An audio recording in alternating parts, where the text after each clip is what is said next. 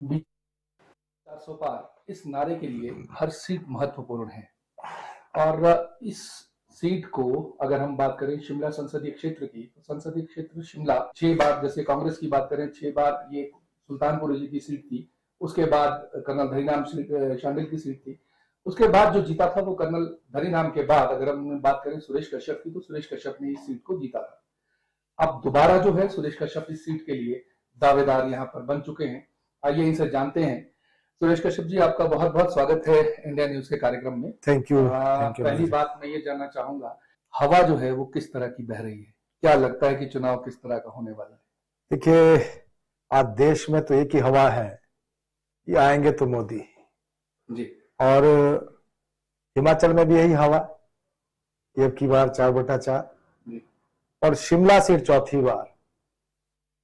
तो यही आज देश का मूड है, प्रदेश का मूड है और मेरे संसदीय क्षेत्र का भी मूड है।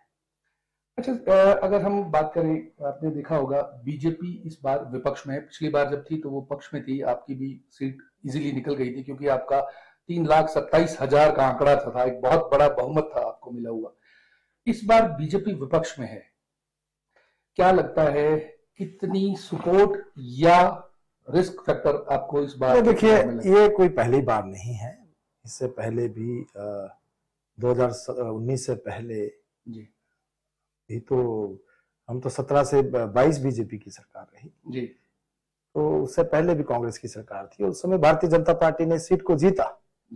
और दूसरी बात यह है कि ये चुनाव लोकसभा का चुनाव है, लोकसभा की परिस्थितियां अलग हैं, विधानसभा की परिस्थितियां अलग थी, मुद्दे भी अलग थे, आज अलग मुद्दे हैं।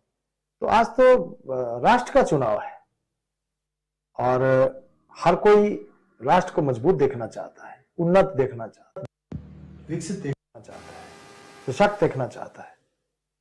तो आज तो कांग्रेस के मित्र भी ये कहते हैं कि हम तो देश के लिए तो हम वोट करेंगे जी।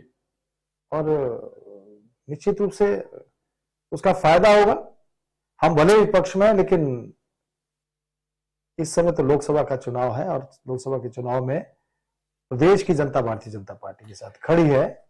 और दूसरी बात, इस बार तो चौके छक्के लग रहे हैं, चौके भी लगेंगे और छक्के भी लगेंगे, ये तय है जी। प्रदेश की जनता ने मूड बनाया है। अच्छा, एक इसी में जुड़ता हुआ सवाल है, क्योंकि सुखविंदर सुक्खू का जो 15 महीने का कार्यकाल है उसको आप किस तरह से देखते हैं? क्या आपको लगता है कि सुखविंदर सुक्खू का जो कार्यकाल रहा है उसकी वजह से आपको क्या लगता है, नुकसान होगा या लाभ होगा? क्या लगता है आपको? देखिए, सरकार पूर्ण रूप में फेल हो गई है।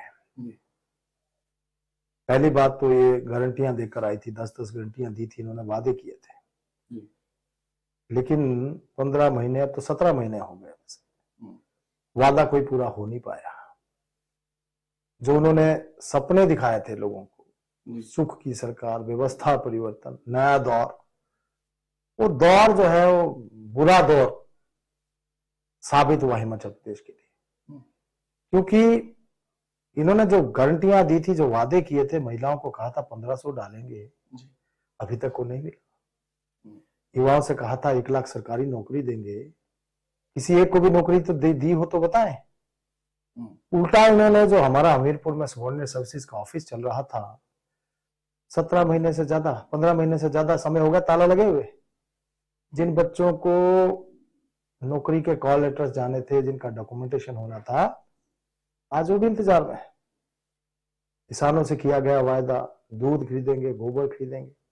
बागवानों से किया गया वादा, सेब का मूल्य बागवान तय करेंगे। 125 यूनिट की जगह 300 यूनिट फ्री देने का वादा किया था। ये वादे सारे हवाई हो गए।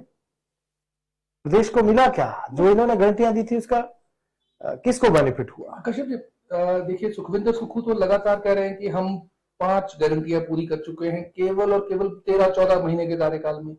अब ये 15वां महीना था तो वो अभी फिलहाल बंद है, इसमें कोई काम नहीं कर पा रहे हैं, परंतु 14 महीने के कार्यकाल में उन्होंने 5 गारंटियां पूरी कर दी, ओपीएस जनता को दे दिया, 1500 दे दिया, और भी वो काम जो है लगातार कर रहे हैं।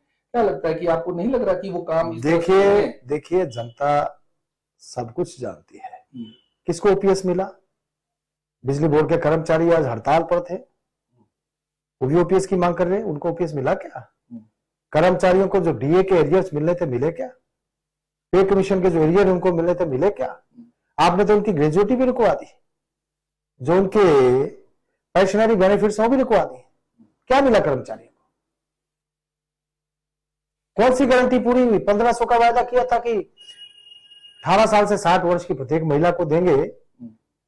एक नहीं कैबिनेट नहीं 20 कैबिनेट होगी, पहली कैबिनेट का वादा था। एक नहीं दो बजट पास हो गए, कई बजट में प्रावधान नहीं रखा। जो घोषणा की है उसमें क्या कहा है? 5 लाख महिलाओं को देंगे। कितना आंकड़ा है? 17 लाख से ज्यादा महिलाएं हैं। जब आपने ये कहा था कि हम प्रदेश की प्रत्येक महिला को देंगे, तो आप ये 5 लाख का आंकड़ा कहां से आ गया और कौन सी बहन को दिया है? तो कोई भी गारंटी पूरी नहीं हुई। आप बताएं कौन सी गारंटी इन्होंने पूरी की? इन्होंने तो कहा था कि मोबाइल हेल्थ वैन चलाएंगे, कहां चली है? इन्होंने कहा था हम एक स्टार्टअप फंड बनाएंगे। कौन सा स्टार्टअप फंड इन्होंने बनाया? कौन से स्कूल इन्होंने जो है फर्स्ट से इंग्लिश की क्लासेस शुरू की? वो तो इस कारण से है कि 15 महीने का कार्यकाल था, 6 महीने आपदा में निकल गए और अब आपके सामने नहीं। देखिए, पहले 6 महीने में कोई आपदा नहीं आई। काम करने का इनको 6 महीने पूरे मिले, लेकिन इन्होंने कुछ भी नहीं किया। 6 महीने तो एक ही नारा लगाते रहे, एक ही बात कहते हैं खजाना खाली है। और अब खुद इन्होंने 25,000 करोड़ से ज्यादा का ऋण ले लिया। भाजपा की सरकार में पूरे 5 वर्षों में 19,000 करोड़ का ऋण लिया, बावजूद इसके कि कोरोना से हमने लड़ाई भी लड़ी। इसके बावजूद भी इन्होंने 15 महीने में 25,000 करोड़ का ऋण ले लिया। फिर भी कोई विकास का काम इन्होंने नहीं किया। जो विकास के काम भाजपा के समय में चल रहे थे वो भी बंद पड़े। इन्होंने संस्थान बंद कर दिए, 1,500 संस्थान बंद कर दिए जो चल रहे थे। उन संस्थानों को भी बंद कर दिया। क्या मिला प्रदेश को? तालाबंदी, डीजल के ऊपर वैट बढ़ा दिया। स्कूल को जो बच्चों को वर्दी मिलती थी, गरीब के बच्चे जिसको पहनकर स्कूल भी जाते थे, शादी ब्याह में भी जाते थे, फंक्शंस में भी जाते थे, उसको भी छीन लिया इन्होंने जी। इन्होंने देखिए, हिमाचल एक टूरिस्ट डेस्टिनेशन है, टैक्सीज के ऊपर टैक्सीज बढ़ा दिए, टैक्सी के फेयर बढ़ गए, स्टैंप ड्यूटी बढ़ गई, किंतु वाटर सेस भी लगा दिया। तो मिला क्या? अच्छा, चलिए इसी के विषय पे अभी आपदा की बात चल रही थी, तो आप पर भी इस तरह के आरोप लगते हैं और लगातार कांग्रेस जो है वो आरोप लगा रही है कि, और लोगों की एक्सपेक्टेशंस ऐसी थी कि सुरेश कश्यप जो हैं, क्योंकि कांग्रेस की बजाय बीजेपी के 3 सांसद हिमाचल से बीजेपी के हैं, उनकी जितनी एक्सपेक्टेशंस थी हिमाचल के प्रति कि उनको उतना फंड जो है वो जनरेट करके हिमाचल को देंगे, आपदा में उनकी काफी सपोर्ट रहेगी। और आपके विषय में ये कहा जाता है कि जितना समय सुरेश कश्यप को शिमला कंस्टिट्यूएंसी के लिए देना चाहिए था वो नहीं मिला, और ना उस तरह का धन जो है जितना वो ला सकते थे उसकी बजाय वो भी नहीं हो पाया। क्या कहेंगे आप इस पे? देखिए, आपदा की जहां तक बात है, ये लोग आपदा में भी अवसर ढूंढ रहे हैं। हिमाचल प्रदेश के भाजपा के सभी सांसदों ने केंद्र सरकार से भरपूर सहायता हिमाचल प्रदेश को करवाई। 1,782 करोड़ रुपया, 11,000 मकान, और केंद्रीय नेतृत्व आदरणीय नितिन गडकरी जी, आदरणीय जगत प्रकाश नड्डा जी, आदरणीय अनुराग ठाकुर जी, आदरणीय जयराम ठाकुर जी, आदरणीय राजीव बिंदल जी। कौन सा नेता हमारा ऐसा था जो आपदा के समय में घर घर नहीं जा रहा था? और मैं अपनी बात करूं तो मैंने 17 के 17 विधानसभा क्षेत्रों का दौरा किया। जब कांग्रेस के लोग सेल्फियां ले रहे थे हेलीकॉप्टर में, तो हम जमीन के ऊपर काम कर रहे थे। मैंने कोई विधानसभा क्षेत्र ऐसा नहीं है 17 विधानसभा जहां आपदा के कारण नुकसान हुआ, उस क्षेत्र में मैं नहीं गया। सिरमौर जिला में आपदा के कारण राजबन में एक ही परिवार के 5 लोगों की मृत्यु हो गई थी। मुख्यमंत्री वहां कोई 1 महीने बाद गए, बाकी कोई कांग्रेस का नेता नहीं गया। हम उनकी मैं दाह संस्कार में भी दिल्ली से आया था। वहां करीब 100 परिवार जिनको हमने, जो वहां CCI का जो सीमेंट का जो प्लांट है वहां पर उनको हमने व्यवस्था की, ठहरने की व्यवस्था की। 50 टन राशन सामग्री में अपने प्रयासों से लेकर आया। हमने लोगों को कंबल बांटे, तरपालें बांटी, राहत दी, राहत राशि दी, और अपने प्रयासों से दी। उन परिवारों के लिए खाने पीने की व्यवस्था की। लगभग कितना फंड था और आम जनता के लिए लेके आए? देखिए, जहां तक तो MP लैड की बात है, MP लैड से भी मैंने सोलन की अगर हम बात करें तो 1,82,39,000 रुपए हमने केवल सोलन के लिए दिया आपदा के समय में, और सभी 3 जिला के लिए दिए। और ये तो मैं ये कह रहा हूं कि ये तो मेरे खुद के प्रयास थे कि मैं जो राहत राशि बांटी या राहत सामग्री बांटी, अपने प्रयासों से हमने मुहैया करवाया। हमने इसमें सरकार से कुछ नहीं लिया। सरकार को जो प्रशासन था, हमने उनके ध्यान में भी विषय लाया। और हम पोटा साहिब की बात करें, हम शिलाई की बात करें, शिलाई में हम जो जहां भी आपदा आई वहां गए। रेणुका विधानसभा क्षेत्र में बहुत सारे ऐसे परिवार थे जो विस्थापित हो गए थे, उनको आंगनबाड़ीज में ठहराया, उनको सामुदायिक भवनों में ठहराया, उनको स्कूल बिल्डिंग्स में ठहराया। इसी प्रकार से नाहन कंडईवाला में वहां बादल फटने की घटना के कारण एक महिला बह गई थी, वहां पर हम लोग गए। और जिला सिरमौर में, राजगढ़ के एरिया में या रेणुका विधानसभा क्षेत्र में जहां भी आता है। इसी प्रकार से सोलन जिला के ममलीग में जहां एक ही परिवार के 3 लोगों की मौत हो गई, वहां मैं जाकर आया, वहां के लोगों को उनको सहायता दी।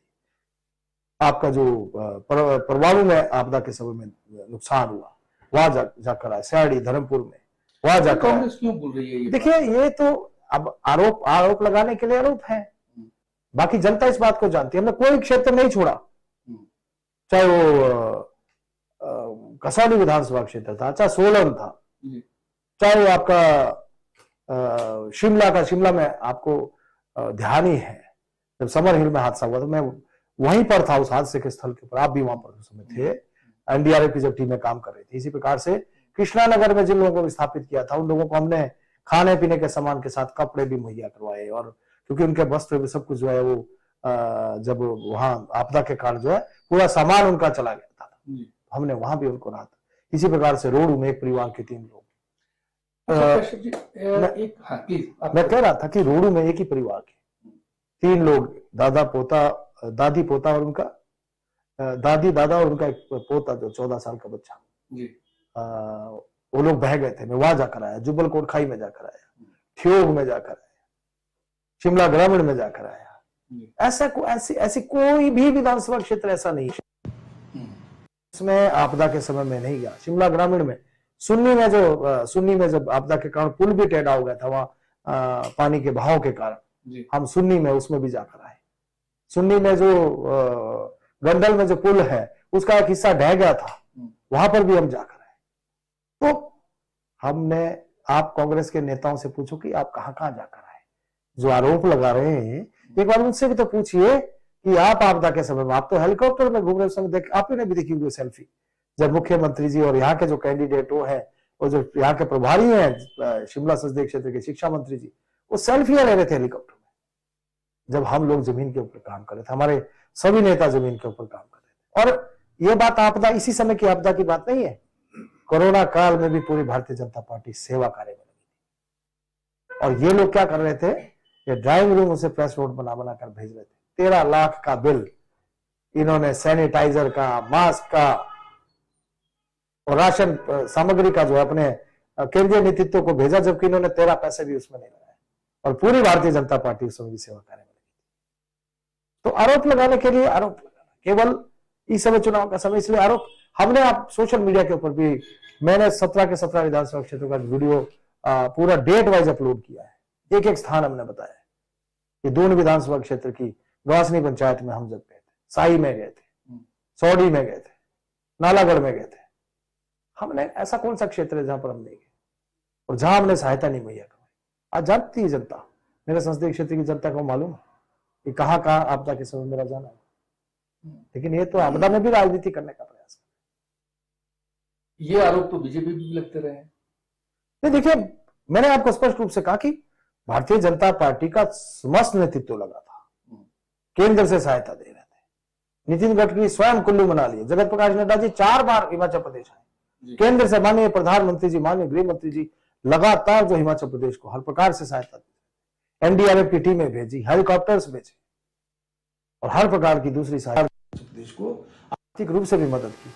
जो आर्थिक पैकेज की बात करते हैं, एनडीआरएफ के तहत जो मदद हिमाचल प्रदेश को मिली, उससे इन्होंने राहत पैकेज की घोषणा की। अगर आप उसकी जो नोटिफिकेशन की, उसमें स्पष्ट रूप से लिखा है। तो 11,000 मकान ये अपने लोगों को दे रहे, चहेतों को दे रहे हैं, ये भारतीय जनता पार्टी। अच्छा कश्यप जी, एक और जानना चाहूंगा, क्योंकि जो शिमला संसदीय क्षेत्र है, ये पूरा का पूरा इलाका रिजर्व माना जाता है, रिजर्व कैटेगरी के लोग ज्यादा हैं यहाँ पर, और उनके उत्थान के लिए किस तरह की कार्यनीति आपकी रहेगी, पहली चीज। दूसरा, क्या लगता है कि ये जो चुनाव हैं वो धर्म के नाम पे लड़े जाएंगे, पार्टी के काम के नाम पे लड़े जाएंगे, आपके कार्य के नाम पे लड़े जाएंगे, या जातीय समीकरण हो सकता है? क्या लगता है कि इन चार चीजों में से कौन सी ऐसी चीज है जो इस मत को, आम आदमी के मत को प्रभावित करेगी? देखिए, भारतीय जनता पार्टी ने आदरणीय मोदी जी के नेतृत्व में पिछले 10 सालों में ऐतिहासिक काम किए। हम कह सकते हैं कि धारा 370 एक ऐतिहासिक कार्य हुआ। क्या कहते थे कांग्रेस के लोग? ये कहते थे कि जिस दिन धारा 300 समाप्त हो जाए, 370 समाप्त होगी, खून की नदियां बह जाएंगी। आज तो विकास की नदियां बह रही हैं। सबसे आगे, सबसे तेज गति से विकास कर रहा हमारा देश, सबसे ज्यादा हमारी विकास दर आज है। हम दुनिया की 5वीं सबसे बड़ी आर्थिक शक्ति बने। इन 10 वर्षों के दौरान 3 तलाक समाप्त हो गया, सीए को लागू कर दिया। इसके साथ साथ महिलाओं को 33% आरक्षण देना, यह ऐतिहासिक नहीं। राम मंदिर का मुद्दा 500 साल पुराना था।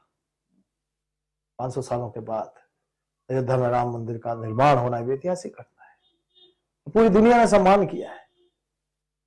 तो ये ऐतिहासिक काम हुए हैं। जो योजनाएं हैं, वो योजनाओं का अगर जिक्र करें तो मोदी जी ने कोई गारंटी तो नहीं दी थी। जैसी गारंटी कांग्रेस ने दी, ऐसी कोई गारंटी तो नहीं दी थी। फिर भी जिसके पास घर नहीं था उसको घर दिया। घर में बिजली, पानी, शौचालय, गैस देने का काम हुआ। 5 लाख रुपया आयुष्मान भारत योजना में इलाज के लिए दिया। किसान सम्मान निधि दी। 25 करोड़ लोगों को गरीबी रेखा से बाहर निकाला। 80 करोड़ लोगों को मुफ्त में अनाज दे रहे हैं। कब से दे रहे हैं? 2020 से दे रहे हैं। 2028 तक देते रहेंगे। वैक्सीनेशन 140 करोड़ लोगों का, एक नहीं, 2 नहीं, 3 बार वैक्सीनेशन हुआ। तो ऐतिहासिक काम है। और आज इन कामों को लेकर ही हम जनता के बीच में जा रहे हैं। और इनकी जो नाकामियां हैं, कांग्रेस सरकार की जो 15 महीने की नाकामियां हैं, इनको भी जनता को हम बता रहे हैं। जनता समझ रही है।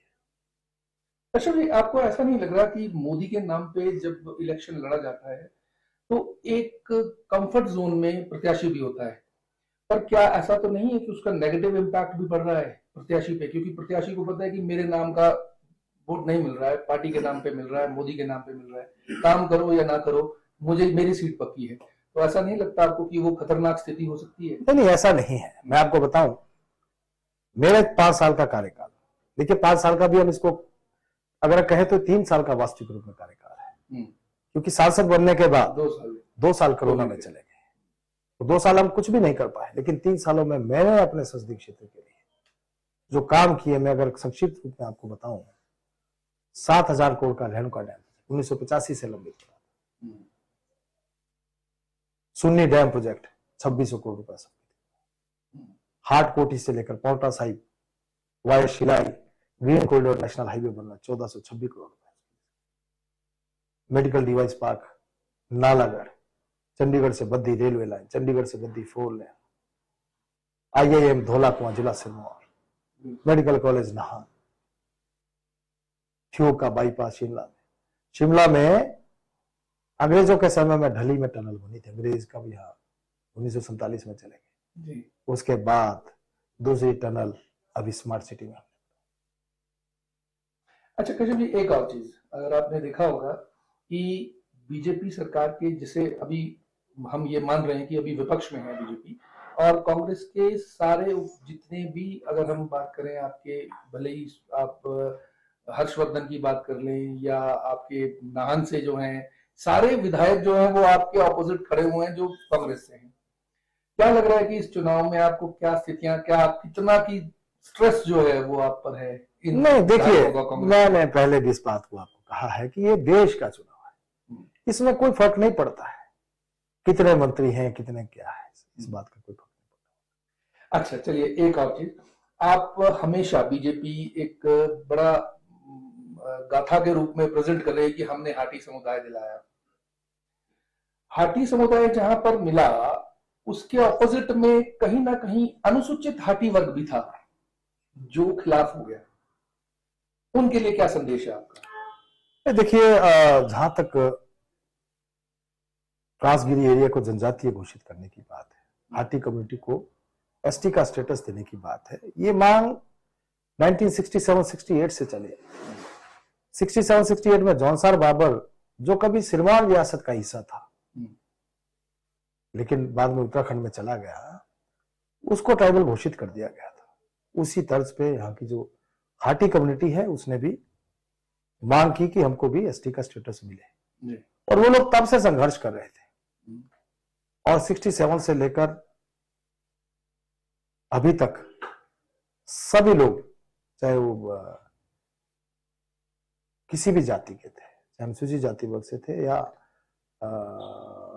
राजपूत कैटेगरी के लोग थे या जो भी लोग थे या ब्राह्मण लोग थे, या सभी लोग इस बात की मांग कर रहे थे। और जब ये मुद्दा सिरे चढ़ रहा था, चढ़ गया, तो एससी कम्युनिटी ने डिमांड की कि हमको एसटी नहीं बनना है, हमको इससे बाहर रहना है। और वो लोग मुझसे मिले, मैंने उनकी मांग को रखा और एससी कम्युनिटी को उससे बाहर रखा गया। तो जो उनकी डिमांड थी वो पूरी हो गई, जो एसटी की डिमांड थी वो भी पूरी हुई, लेकिन बीच में उसके ऊपर फिर राजनीति होना प्रारंभ हो गया। कुछ लोगों ने, विशेष रूप से मैं कहना चाहूंगा, कांग्रेस ने इसके ऊपर राजनीति प्रारंभ कर दी। एक समय तो यह था कि कांग्रेस के नेता भी ये कहते थे कि अगर हाटी के एसटी स्टेटस के लिए हमको खून भी देना पड़ेगा। ये कांग्रेस के एक अभी जो प्रेजेंटली मंत्री हैं उनका बयान है। शिलाई में एक खुमली, जिसको हम कह सकते हैं महापंचायत, वो हुई थी और इसमें उन्होंने स्पष्ट रूप से कहा।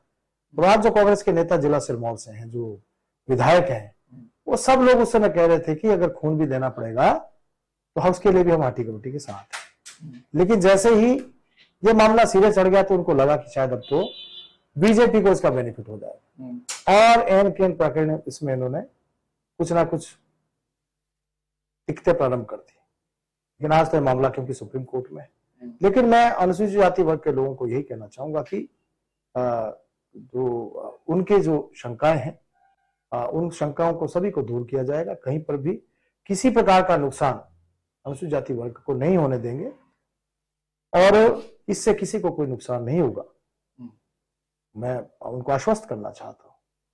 लेकिन अभी तो क्योंकि मामला कोर्ट के विचाराधीन है, इसलिए बहुत ज्यादा टिप्पणी इसके ऊपर करें ये ठीक नहीं है। लेकिन इतना अवश्य है कि जो मांग लंबे समय से चली आ रही थी, माननीय प्रधानमंत्री नरेंद्र मोदी जी का, माननीय गृह मंत्री जी आदरणीय अमित शाह जी का मैं धन्यवाद करता हूं कि वो मांग पूरी हुई है।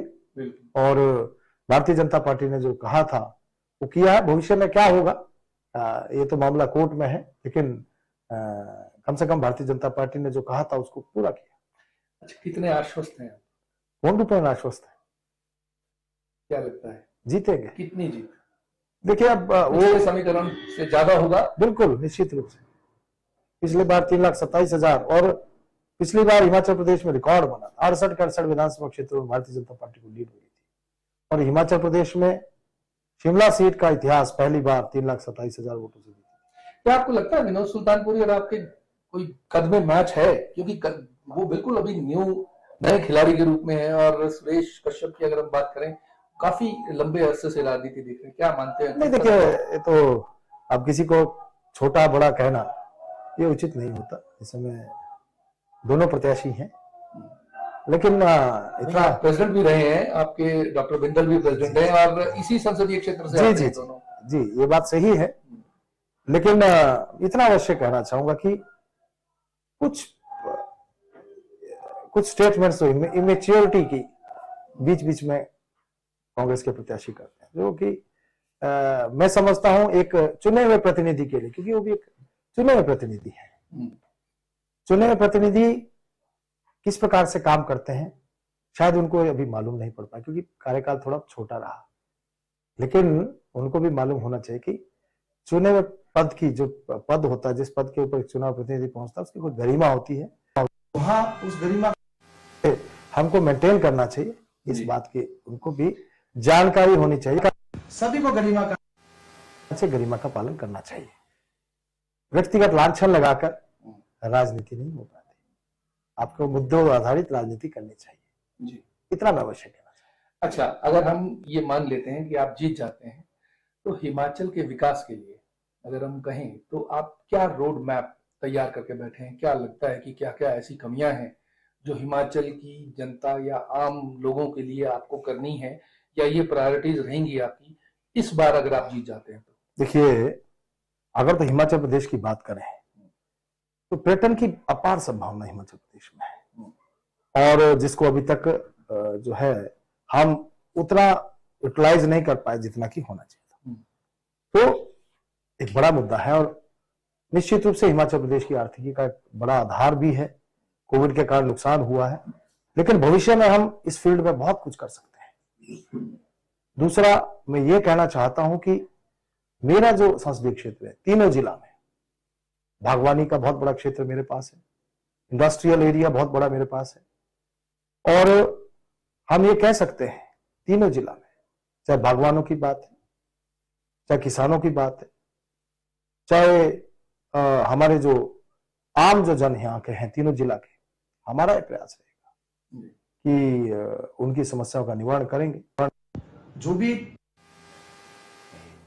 वैसे हमने एक विजन डॉक्यूमेंट 1 अप्रैल निकाली है जिसमें कि 20-22 पॉइंट्स हैं, लेकिन जो मेन पॉइंट उसमें यही है कि जनता की जो अपेक्षाएं हैं, जनता जो कहेगी वो हम करेंगे। हम निश्चित रूप से, मैं आश्वस्त करना चाहता हूं अपने संसदीय क्षेत्र की जनता को कि विकास के लिए जो भी करने की आवश्यकता होगी वो हम करेंगे, ताकि हमारा संसदीय क्षेत्र एक विकसित संसदीय क्षेत्र बन सके। तो आपने देखा कि किस तरह से सभी सवालों के जवाब और क्या रोड मैप रहने वाला है। चुनाव का बीच में संग्राम जो है वो चल रहा है, काफी खींचातानी भी चल रही है। दूसरे चरण में जरूर हम सुरेश कश्यप से जानेंगे। अंतिम चरण में हम ये जानने की कोशिश करेंगे कि दोबारा कि क्या अब जो है वो क्या अनुभव इतना आम को सपोर्ट कर रही है। हालांकि सुरेश कश्यप बिल्कुल अपनी जीत के लिए आश्वस्त हैं। सोलन से अनुराग शर्मा।